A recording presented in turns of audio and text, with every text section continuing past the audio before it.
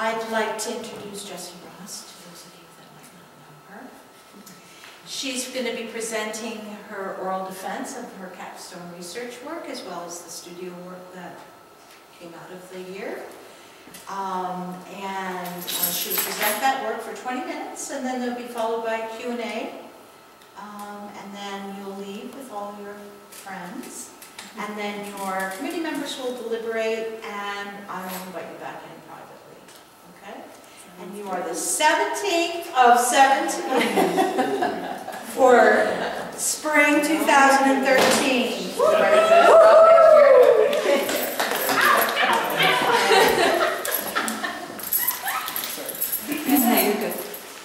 Thank you all for joining me for this discussion of my capstone, which was titled Sensory Reality, and my final project, which is around you, titled Euphony. I would first like to give a special thanks to my committee members, Jen Pepper, Kim Wally, Jeremy Randall, and Joe Gandy. And so, I'd like to begin to discuss what began it all and what sprung my idea for my capstone. And that happened during the summer of 2012, just this past summer, where I kind of was having this personal journey of self-realization, that sort of self-questioning and self-examination that I think a lot of people end up going through, and that happened to me just this past summer, and I started reading some books. The first book that I read was Paulo Coelho's The Alchemist, which is basically a book about a boy who is trying to find his personal legend. And it talks a lot about destiny and what was he put on this earth to do, how to find and pursue your own personal legend. And so that started getting me to think about, well, what's my purpose? What's my passion? What do I want to offer to the world? What is my own personal legend that I need to pursue? And then the second book that really had an impact on me was Deepak Chopra's The Book of Secrets. And this book was, in a few words, it was basically a guide to personal control over reality and how each individual has their own, they can have their own control over their reality. You're not a victim to your own experiences. What you experience can be a result of your own self-decision. In the beginning of the book, he says, "You are not in the world is in you." And that's where he's saying, basically, whatever you want to interpret of what's happening around you is your own personal decision. It happens inside of you.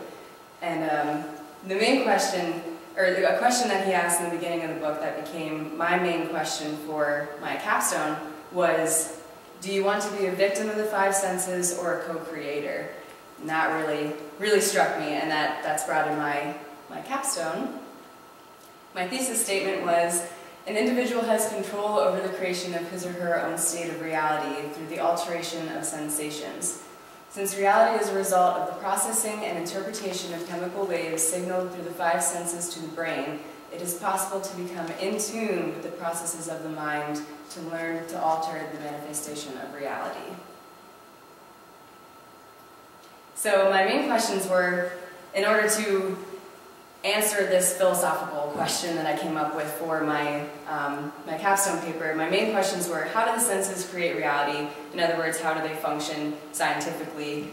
How can they be refreshed to cleanse perception, which brought me to look into different therapeutic practices with each of the senses and how you can kind of refresh yourself. And then how does one purposefully alter sensory experience, which related to understanding these therapeutic practices, how they work, why they work, and what are the psychological and physiological responses that you have to different sensory perception.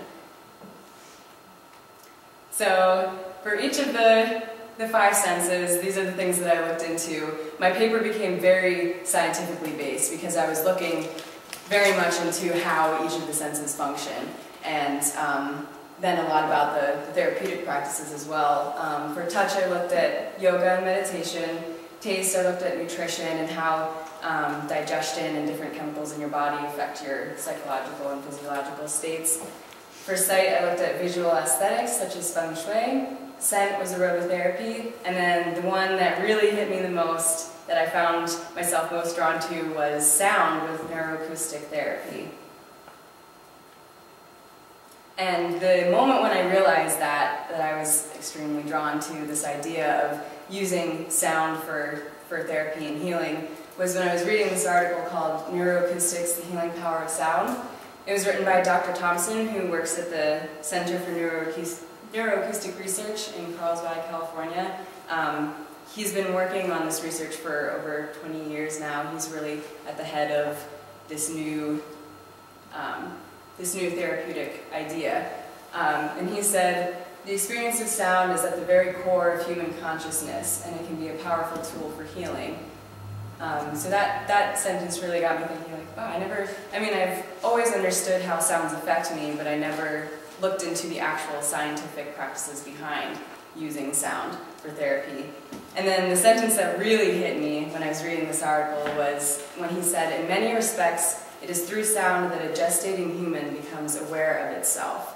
Meaning that the eardrums and the skin, the sensors of vibrations, are the first sense organs to become active when you are a fetus in the womb. And the first time you become aware of yourself, experiencing things from the outside and interpreting them is when you're in the womb, hearing your mother's heartbeat and hearing her breathing, hearing the muffled noises from outside. And when I thought of that, when that thought came to my mind when I read this sentence, it actually brought me to tears. It affected me so much. I was actually sitting in another class reading the article and it brought me to tears. So I knew at that moment that I really had to pursue sound therapy.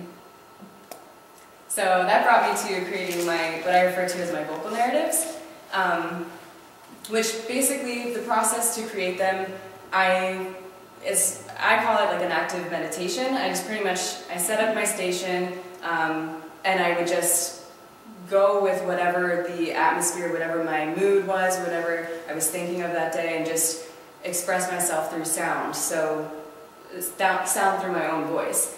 So these became a pure oral reaction to my physical environment, and me just expressing my experience of reality through sound. And that differed, my recording process differed depending on what I was feeling, if I wanted to do just one take, or if I wanted to layer my voice on top of the previous recording and create harmonies, and that all depended on the mood. Nothing was rehearsed for any of the pieces that I recorded. It was just one take, stream of conscious run through. And this is just a screenshot of the audio program that I use. It's GarageBand. It's a basic program. It comes free on Mac computers. It's very easy to look up different videos on different tutorials on how to teach yourself, because I basically started teaching myself recording. I always had kind of a basic understanding of how it works, a very, very basic understanding of how it works, but I really had to look into how to edit, how to add effects, how to arrange these different tracks that I was working with, and how to make some volume, all of that. So, and this is my blue Yeti stereo USB microphone. I decided to invest in this beauty, and I actually have it right here with me. It truly is a little Yeti. I got this microphone because I started getting really interested in playing with the idea of space in recording, and I was very limited with the USB microphone that I had before. It was okay, but it was pretty poor quality. But this one's actually one of the best USB microphones out on the market. There's one step higher than this one. And I got this one because it offers multiple recording options. There's bidirectional, which would be from here to here. Omnidirectional would be recording all around. Cardioid is just one directional. And then stereo, which was the one that I was mostly interested in, which you can do left and right, which you could pan in a software as well, but I was really interested in doing it right into the microphone recordings. I sing into this side, and then I sing into that side. And that's a picture of me singing into my Yeti microphone, my pop filter, in the Kaz radio room, which I was lucky enough to be able to use as a space here, since it was fairly quiet. I mean, it got a little ceiling noise, but that ended up working to my favor. So. And then, as I was working on these vocal narratives, I started realizing I really want to incorporate more of the scientific research that I was finding in looking at the neuroacoustic therapy, and I wasn't quite sure how I wanted to do that until I came across what's called binaural beats, which actually happened to be in the same article, The Neuroacoustics, The Healing Power of Sound, that Dr. Thompson had wrote. And binaural beats is a fairly new discovery. It was discovered in 1973, and Dr. Thompson has also been behind furthering the research and use of these binaural beats. And what they are is, they're referred to as an aural illusion because they do not actually exist. They only exist within the head of the listener, and each individual hears a slightly different beat. And what happens is, as this diagram is showing, there's one sound, one tone that's played through your left ear, and then another tone, a very similar tone, is played through your right ear. And so those waves of the two similar but enough different tones, the waves are intersecting with one another inside of your head, and as the waves intersect, eventually they come into synchronicity with one another, which is where the purple is where the binaural beat happens. So it's the separation and coming together which creates this third tone that you hear inside your head as your brain is trying to differentiate between what note you are actually hearing. It produces this third illusion of a tone, which is the binaural beat.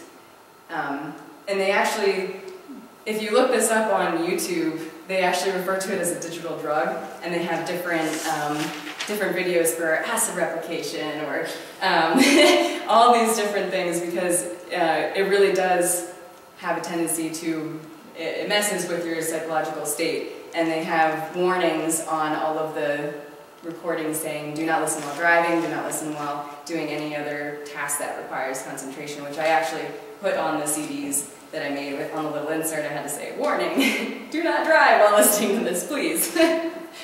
So yeah, I was really fascinated by this idea of the binaural beat, this illusion that happens.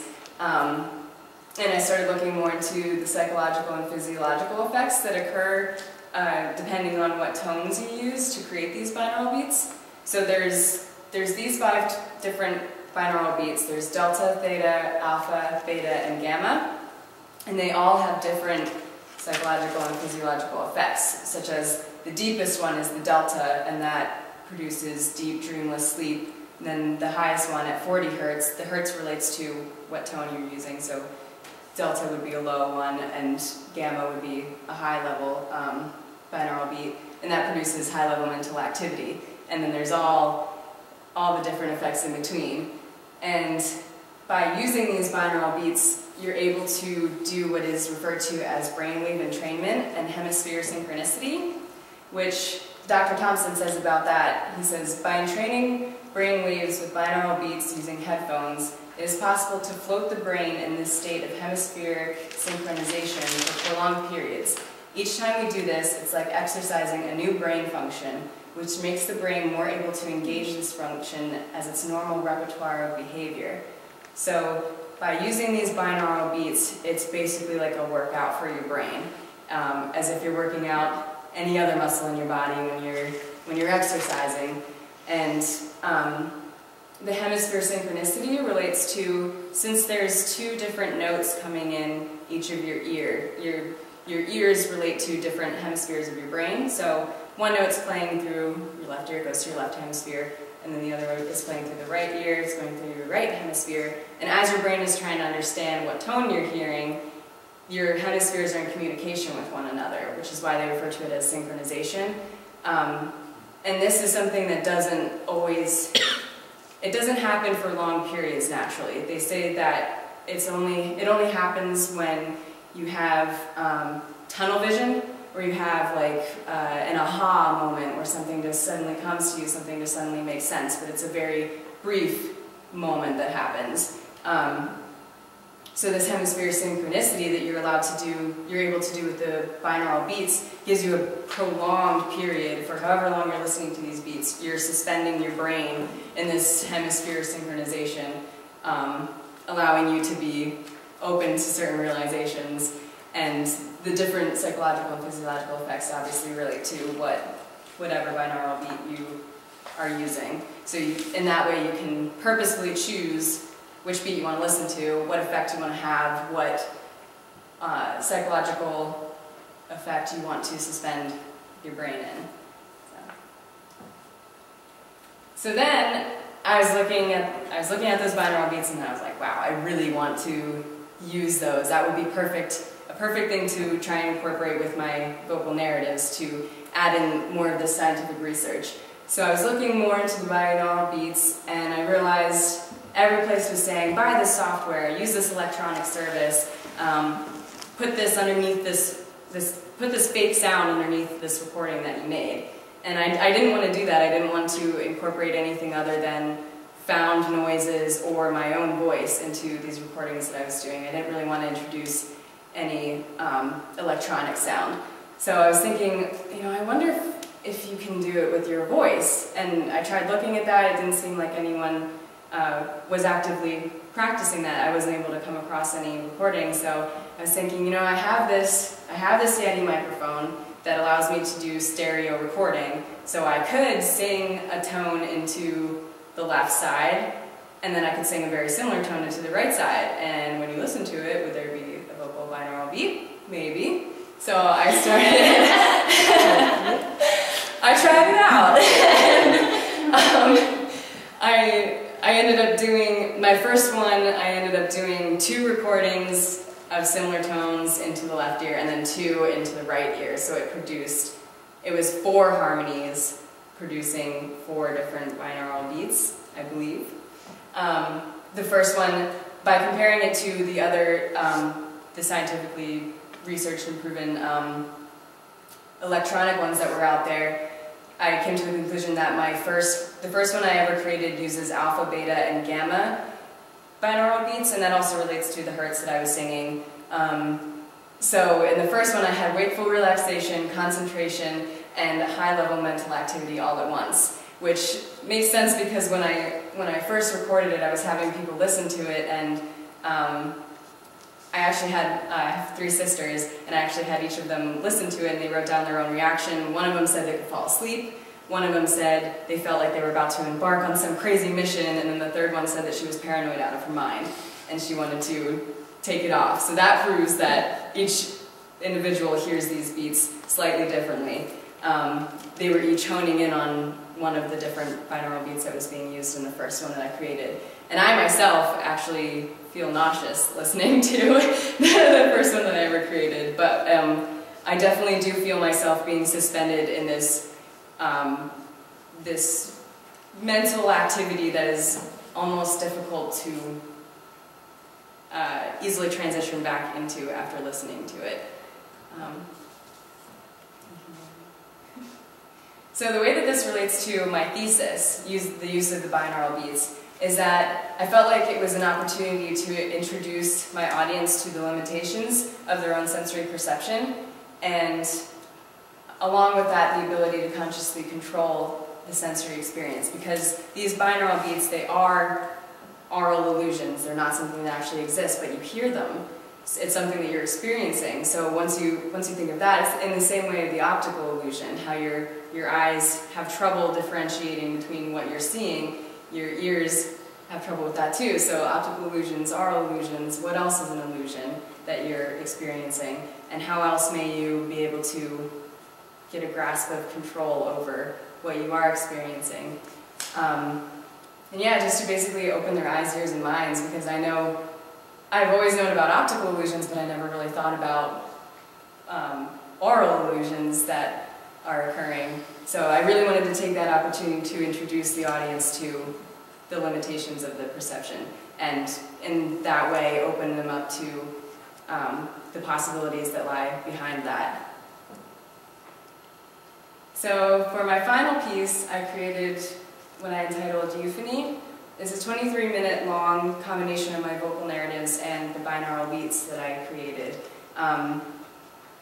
It begins and ends with a Tibetan singing bowl, which is actually my mom's. It's a beautiful sound. I'm not sure if you're familiar with it, but they're these handcrafted brass bowls that you roll this felt-tipped wooden thing around the top. And as you do this, it feels like the vibrations that come into this bowl are just coming from everywhere around you. And the one that she has is a really deep sound, so you just hear these vibrations begin and then they all manifest inside this bowl, inside your hand. And the one that she has relates to the heart chakra.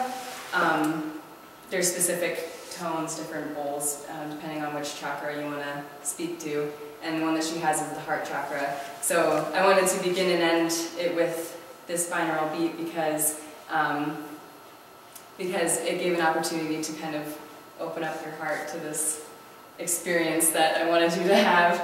And by beginning and ending with the Tibetan singing bowl, it allowed me to make the piece cyclical without using my voice. I kind of wanted an outside sound first, and then I come in with my voice and the binaural beats. And then it transitions into a few of the vocal narratives that I created, incorporating binaural beats, and then the vocal narratives that I had created before I knew about the binaural beats, but all throughout they transition into one another.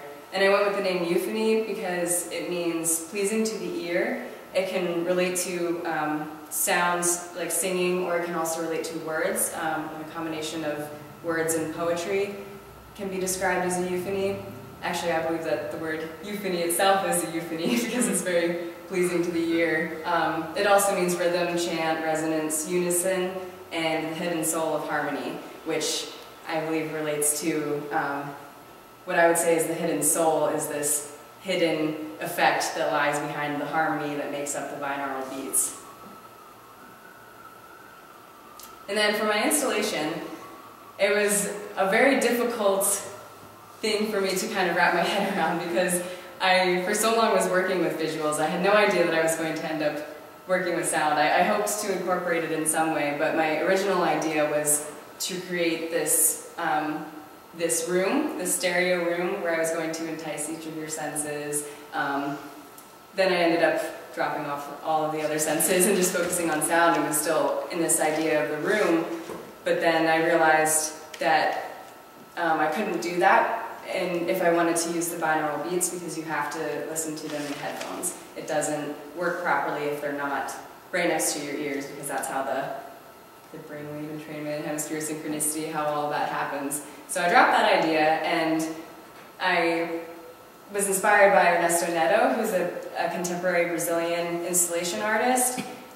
This was one of his pieces, which sprouted my idea to create this sound chair. I really like the idea that this looks like a big stress ball that you kind of just push yourself into, which I wanted to create this sound chair, which I may say for a future endeavor, but I was going to create something similar to this, but where you're sitting high off the ground and you have speakers right next to your ear. But then I realized that if I did that, that would be a huge project in itself, and it would only allow one person to listen at a time. And it was very important to me for people coming in here to feel open to staying and listening as long as they wanted. I wanted to have a few different areas for them to listen, so that it wasn't people standing waiting in line or something. It was just important to me to have multiples. So dropped that idea, maybe save it for later, and I ended up going with these pods that you see. And it was also very important. I realized I was focusing a little too much on the idea of having a sculpture as well, when my piece was supposed to be more about the sculpture that I was creating with sound. So I wanted it to be very simple, these sleek little pods that you just go into, sit down, and put on headphones and just listen. And the way that what I ended up doing for my installation, how it supports my thesis for my capstone, is they're very curtain-like. It's a curtain-like implication, which relates to the clinical, and that relates to the scientific aspect of my capstone. They look like the little cells that you go into in the hospital and you shut the curtain.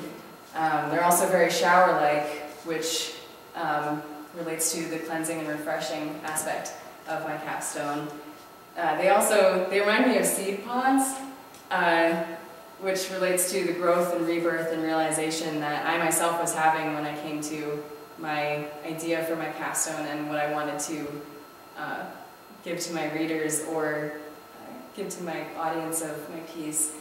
And the reason that I chose 3 was there's a lot of symbolism behind the number 3. I definitely have a thing for numbers, and I like certain numbers. I like the number 3, and it relates to magic, intuition, and creativity, as well as the Trinity, which is the unity of mind, body, and spirit, which is something very important to me, the time, past, present, and future, as well as culture, art, science, and religion, which that's always something that really inspires me. I have it written in my artist, or my bio, that I really like to appreciate. I feel like these 3 things are treated as very different things frequently, art, science, and religion, but I love appreciating the unity between the 3 of them, how science can support your spirituality, or just the mutual relationship that exists between that, and then the expression through art. So my future plans, I plan to keep researching because I'm still completely into this. I'm fascinated by this whole idea, so I'm going to keep researching. I hope to get a better recording software, better than GarageBand, but that also requires teaching myself a lot of new things, so I'm very open to looking up things online, possibly taking more classes if I can find a way to do that, but definitely keep teaching myself and keep researching this project, because I feel like my 2 desires have always been art and singing and vocal work of any kind, and I always felt very torn between the 2, and I really wanted to come up with a way to unify them, and I feel like for the first time in my life my passions are unified, and I feel like I am able to offer something new, and yeah, just be creating something that really, really means a lot to me. I plan to get in contact with the Center for Neuroacoustic Research, where Dr. Thompson is located. They actually have a section on their website that allows for collaborations. You can send in your CD, and what they usually do is they want to incorporate those electronic sounds that I was talking about, incorporated underneath your music if they like it, and if you want those, and kind of set up a collaboration deal. But I would really like to talk to them about what they think about exploring this idea of vocal binaural beats. So yeah, I really hope to be in contact with them. I also plan to maybe pitch my ideas to some spas, maybe set up these nice little compartments at some sort of self-realization spa, and possibly find places to sell my CDs, such as maybe meditation centers. A lot of people have said they'd like to do yoga to these CDs, so maybe try and sell them to yoga classes, and who knows, maybe someday open up my own self-realization center. So those are my future plans. And that brings me to my artist statement, which I said, everything is vibrating. Quantum physics proves that at the most microscopic level, all matter consists of tiny particles vibrating against one another. When particles vibrate, a sound is produced. Therefore, everything is sound. Since I vibrate, you vibrate, this page vibrates, all matter vibrates, these sounds share the same nature as everything in the universe.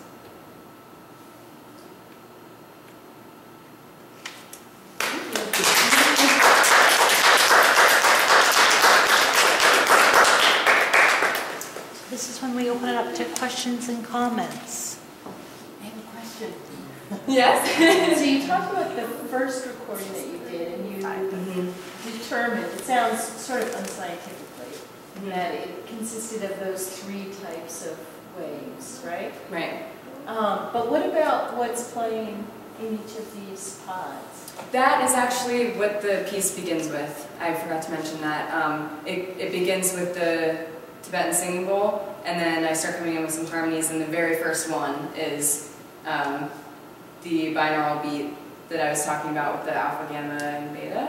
And then it transitions into mostly my vocal narratives, which only the first one I incorporated one binaural beat, and it comes in and out of that. And I believe that one is a beta, and then it goes into just the regular vocal narratives, and it comes back around with the same first binaural beat that I had done, and then it ends with the singing bowl. Okay, so are there lasting effects from when one experiences this sort of, what did you call it, cranial synchronicity or hemispheric synchronicity?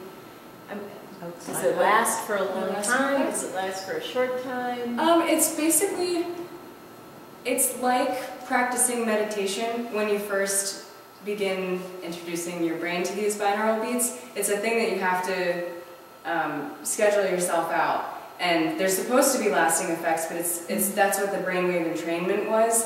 It's basically like you have to keep training your body, training your brain until it does grasp onto those lasting effects that the binaural beats can produce. And so that's when it has the real long-lasting effects, when you can bring in that, like say you wanted to incorporate more active concentration into your lifestyle. If you listen to the binaural beat, which slips my mind right now which one actually related to that, but if you listen to that binaural beat, then eventually your brain will become more trained at having that sort of mental state, and then you can choose when you want to go into that in your everyday life. So it sounds like the binaural piece that you made, which combines 3 different waves, could be very confusing. Yeah, definitely.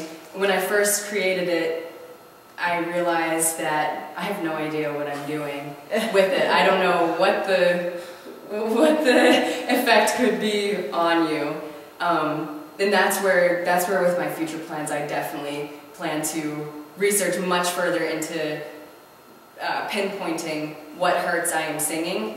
Understanding when to recognize what exact binaural beat I'm using, so that I can do a much more specified recordings for different effects. So the ones that I did right now, I basically did them first, and then tried to listen back to the recordings that are already out there of the different binaural beats and relate it to what I was hearing from mine. So it's is each one of those, you said it's a tone, and it goes from lower to higher. Yeah. Right? So does that mean that there's a particular note that you can sing?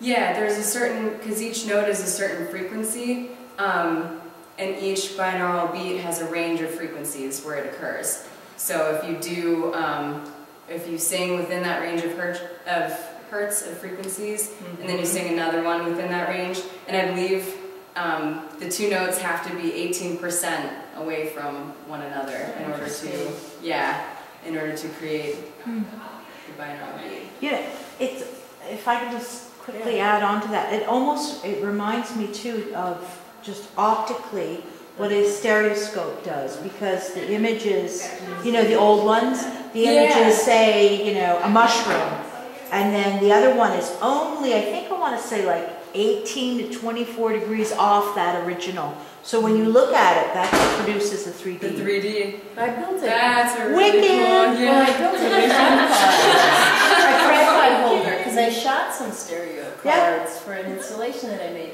and I had to move the camera an inch and a half.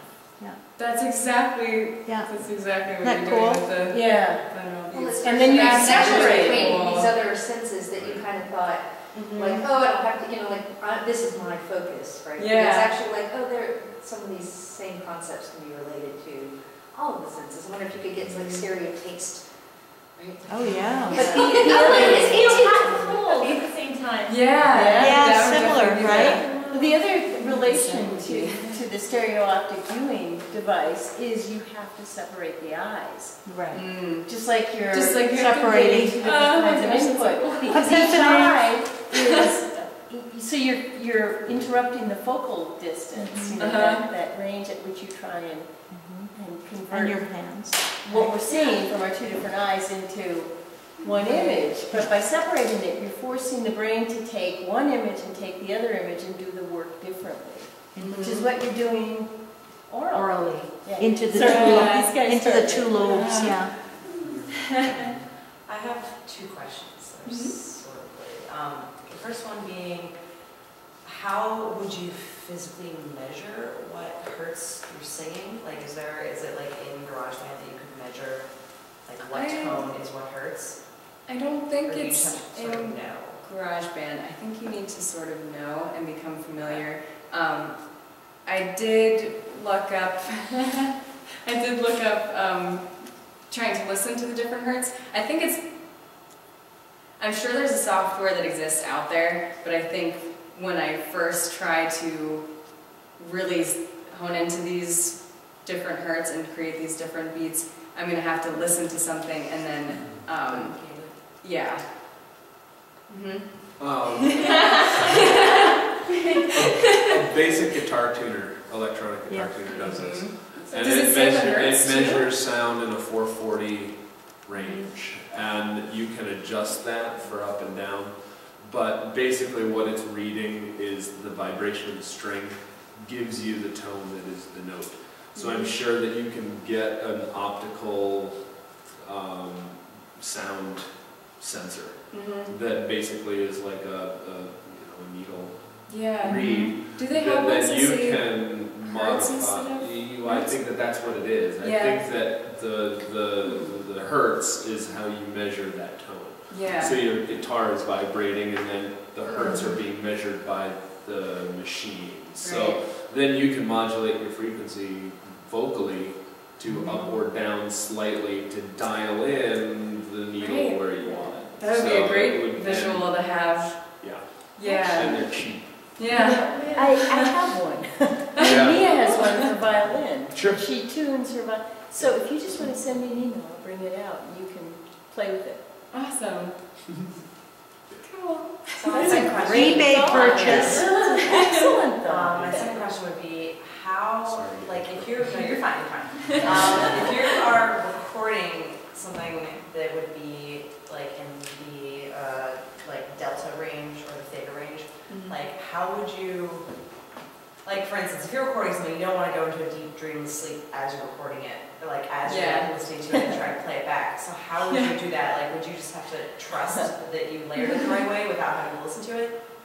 Yeah, I think so. I actually had a crazy experience when I was recording that first one. I began to I sang the first recording and then playing it through my ear, listening to it, matching like just a slightly higher harmony into, like I started with the left and then I was singing it to the right. And as I was singing it, my heart started pounding so hard in my chest and I started not being able to hear what I was actually singing. Like the note that I was hearing was not what I was previously singing. Yeah. Maybe that's why So- they're doing electronic sounds. Yeah, that could be. That could Maybe be. you have to like sing them all separately and just have the notes and then you can put them together. Yeah, that's what I think. Yeah, I have to. But once you have that device, it would be a lot easier to do. That's Well, it's like very true. labeled and Just to organize it and have them. just to match it based on the numbers instead of the tones that I'm hearing. Although I feel like the intuition that you're using and using the sound And actually is listening. more interesting when you're being more intuitive with it than like, because I mean, what's the difference? Tone is tone, note is note, sound is sound, whether it's sung or digitally produced. So when you start taking from these menus and putting them together, it's like the authenticity is almost dropped. You're basically just playing with a synthesizer. So I don't know if that matters to you. That's where the art and the science Exactly. start to you're kind of, it seems like maybe you can answer, I'll form this question so that you can answer it. It's a question thing. Like, do you feel like you're on the precipice of trying to decide which direction? Like, do you want to go and pursue the scientific, spiritual side? Or become like, someone that's more interested in art and creating experiences for experience sake, but maybe less therapeutic or less scientifically based? Just I find myself right now that if I want to take the path of producing it as art, I feel like I really need to understand what I'm doing behind it, because I don't really want to be creating these binaural beats where I don't know what they're doing, or I don't know what effect they're having. So you feel they're that powerful? They could be, yeah. Look out, yeah, from what I've read, and if they have warnings saying don't drive while listening to it, you know, I feel like it's something that I care a lot about the effect that I have on people, and I would not want to be doing something where I don't know what I'm going to do to you. So I feel like at first I'm going to have to, which is fine with me, I'm really interested in it, but looking more into the therapeutic and scientific aspect of it, and along the way keeping the unification between the art and spirituality and science, but first exploring that part and then finding a way to unify it in, I guess, a physical way if I wanted to create more installations like this. But along the way, I definitely do still want to be incorporating the art aspect of the music or CD listening sort of art. Do you listen to radio then? I don't actually. I mean, it's a radio show, you know, like there's other places that are purely like where you don't have to deal with the visuals. Mm-hmm. Yeah. I mean, like. Yeah, I actually, with Andrew Boyle, who allowed me to use the radio room, I was having a discussion with him, and he told me about transmission arts, which is like radio arts, and there's a whole range of opportunities for that. It's actually called NASA, N-A-I-S-A, New Adventures in Sound Art, where they have radio programs and things like that where you can just use the sound part of the art. It's just a little bit of a follow-up from what Jen was asking you. Do you see it as a difference between art, religion, and science? You know, like we're talking about the art, or if it's going to be a therapeutic, or do you see it different? I don't within me, but when I'm explaining it, or when people are curious as to what I'm doing, then that's when I see and understand more of the separation in the ways that it could be interpreted. But within myself, it feels like it's all the same. The same. For me, it's the same too. It would depend on the venue. Yeah. And it's like, you know, fountain. It's either Marcel Duchamp or it's in the boys' bathroom, right? Right. Okay, just want to make But sure. if it's science, that there would be more scrutiny on the science part of it. You know, like if we were a psychology committee trying to figure out, like, you know, then those questions would be coming from a different Exactly. perspective. I want to be able to support myself in my defense if I were sitting among a lot of scientists, or Right. Yeah, to Right. be able to say specifically what I'm trying to do. That's very important to me to have that support.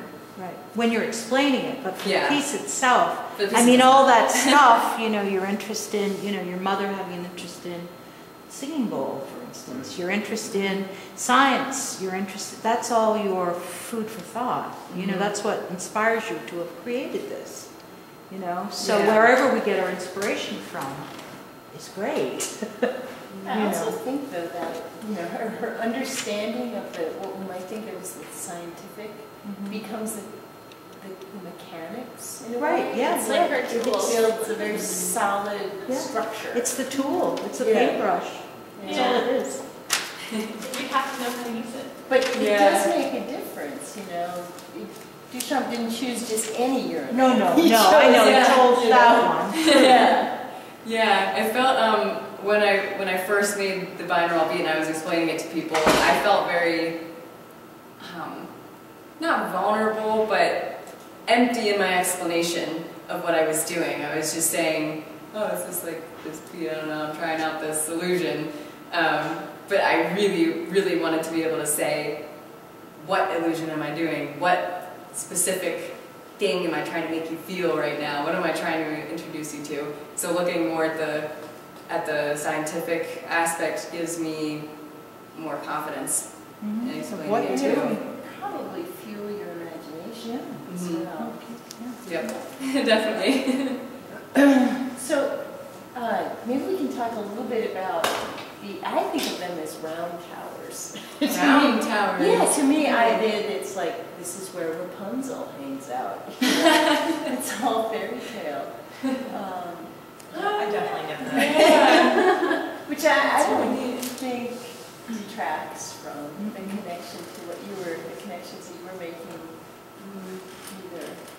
But I think they work very well. And the other allusion that you're making, I believe, is to the old, what are they called? Like megaphones, you know, that used to be connected to record players. Yeah. Like a sound portal. Yeah, the listening horn. That's what it was initially, wasn't it? A listening horn? Yeah. And it probably just came from this, and then they decided to do that. You know, you might want to just look at some of those, and I think they're just beautiful objects. And an early, Are you talking about a gramophone? Yes. yeah, but sometimes they get really large, and they're just separate, like a device. And then ones that they used to hold even curved a little bit. Yeah. Yeah, a ram horn or something that came out. I think in the first version of Charlie and the Chocolate Factory, doesn't the grandpa have one of those? Yes, yeah. And a very early Anne Hamilton plays with one of those. I'll have to look at that. Yeah. She deals a lot with oral. No. Yeah, and see, I see them, I like the idea of a pod, but I really see them as a membrane, you know? And so that kind of, for me, talks about my own body, and when you go inside them, the interior to the exterior, you know, and the membrane, just how every beat hits, you know, your net and just vibrates. It's like when I was getting in a dream, that's what I got out of Yeah. I had almost like an out-of-body experience. Yeah. Last night. Really? It was like my consciousness was like sitting in the back of my head, watching from, it wasn't like quite out of body, it was like sat back in my body. It was very strange. I liked it though. I think this is definitely the appropriate screening area for the project. So there was at one point in your presentation where you talked about the thesis relation, trying to tie those things back to the original. And you talked about the ability to control sensory experience. Throughout your paper, you kind of talk about how one can reset or refresh. And my question was, are you, as the maker of this thing, the one that is controlling that? Or is the participant who's listening able to control that? And just trying to tie some of those things from your paper, which is really about the personal and the physical self. And now you're kind of stepping in.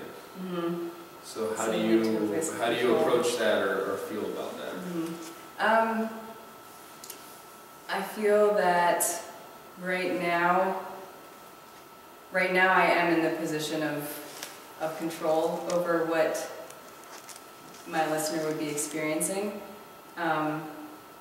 So for future projects, once I make more specific beats, then that will more allow the listener to be in control of what they want to experience. As of thus far, I didn't really think of myself in a position of control. It was more of my own expression and exploration, and now I'm to the point of understanding that it definitely is this position of control that I'm in, that I have to decide exactly how I want to introduce this to them, what exactly I want to make them feel. And then once I pinpoint more of that, then I think I'll be able to allow the listener to have more of a sense of control. Does that answer your question? I think so. I also have a part B too. Okay, part B. And in the way that you're thinking about this, is reality and consciousness the same thing? Or are they separate? They are kind of, reality and consciousness, I think are the same, but can be separate, if that makes sense. Because I feel like your consciousness is one thing, and your consciousness is what you use to interpret what reality is.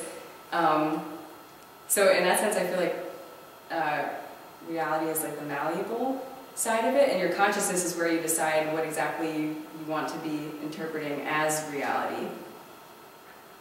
That's what I feel like between the two. Yeah, because through a lot of the reading, it seemed like reality was kind of the negative. And then the consciousness or the awareness was kind of the positive. Because I feel like that relates back to that first question that Deepak Chopra asked. Do you want to be a victim of the five senses or a co-creator? Which I think a lot of people look at reality as this negative thing that you're just a victim to. You have no control over what is happening to you. Your reality is determined by these outside things, which these outside things you're only seeing and experiencing through your five senses mostly, and in such a way those perceptions that you're taking from these outside things go through your consciousness, and so there's a moment where you can decide what you want to be interpreting about what is happening in your reality, and then you consciously choose what kind of perspective you want to have on reality, if it's negative or if it's a place where you have this sense of control as a co-creator. I have a question, but I'm trying to find the right words to phrase it, so I'll shoot Jen's question. But, so if you're saying that there's a moment in your consciousness where you essentially decide what your reality will be, is that a conscious moment, essentially? Like if you were saying that you read this book and you have researched this, and now you have subsequently shifted your consciousness to sort of match this new self-forming reality. But was that sort of an unconscious result of reading this stuff, or is that something that you pick a moment and say, I am changing my reality right now? I think when you first come to that realization, it is a subconscious moment, and for a lot of people's lives, when they choose to just be a victim to whatever's happening, it is something that just always stays in your subconscious. This moment where you're interpreting the outer sensations, the outer experiences. But once you have that realization and you want to get in control of it, I don't think it's an easy thing at all whatsoever. It's a very long process to actually bring yourself to have that moment of interpretation of what you're experiencing and what you are understanding and what you're consciously deciding as your reality. I think that takes a very long time to get it to be an actual conscious moment of interpretation. And in Canada, it's happening here too, obviously, in Carlsbad, but in Canada, I know this only because two individuals that are very close to me have gone to acoustic neurological therapy. So if there's a deep-seated problem, they go through something that they hear orally to change their way of looking at that, I don't know, Dad was a bad dude, and it's like, what they do is they keep playing this. It's not so much like a tonality that you're doing, but they're beats, they're separate, whereas yours are all together. And it's so phenomenal that these two doctors in Kingston, Ontario, my brother does it. It's amazing. And 2 doctors in Kingston, Ontario, that, you know, are licensed practitioners, blah, blah, blah, blah, left their practice to go and just do this experimentally. That you can get, you know, it's on the Canadian medical plan, social medical, so you could go to it, but they're not really even getting money back. You know, so they believe in this so much, and I should put That's you in. exactly how Dr. Thompson was too. He was a very well-known chiropractor. Yeah, and you just and actually yes, and they just left. And one of them is a chiropractor. Isn't that interesting? Really? Yeah. But I'll get the information, and I know this very closely because, you know, it's one of the individuals is my brother who got hooked up from somebody he knew, you know, and you know I know my brother's history, kind of his own perception of world, and he said, Jen, you got to try this. He said, it's just, I said, well, what does it sound like? And he said, well, it's these different beats, playing at a different tone. However, it's not like all sung, all together. So is this like a more scientific version of like hypnotic corrective therapy where it's like Possibly, it's yes, like yes. I don't It's want a little something of that. or something like that. Yep, exactly. More And they advanced. put you in this, I guess, the state, and after a period of time. But as you said, Jess, it takes an awful long time. Yeah. But he said, I said, well, do you think it's, you know, changing your perception of things? He said, I do. That's so neat. Yeah. I wonder if there are any creative arts therapy master's degree programs that have acoustic therapy in them. Make one. Because there are, you know, there are a number of art therapy programs that are arts therapy. You know, it's multi-arts. I think there definitely should be. It's such a new thing and a new idea that that's awesome that it's actually considered under the medical plan in Canada. But as far as here, I really don't know what the general outlook is on it. If it's really taken as something that works, you know, something that should be implemented, which I think is a lot of what Dr. Thompson's trying to do at his center. He's really trying to get all this support to get it out there more, and that center seems to be doing well, so hopefully, if it doesn't exist now, hopefully it'll...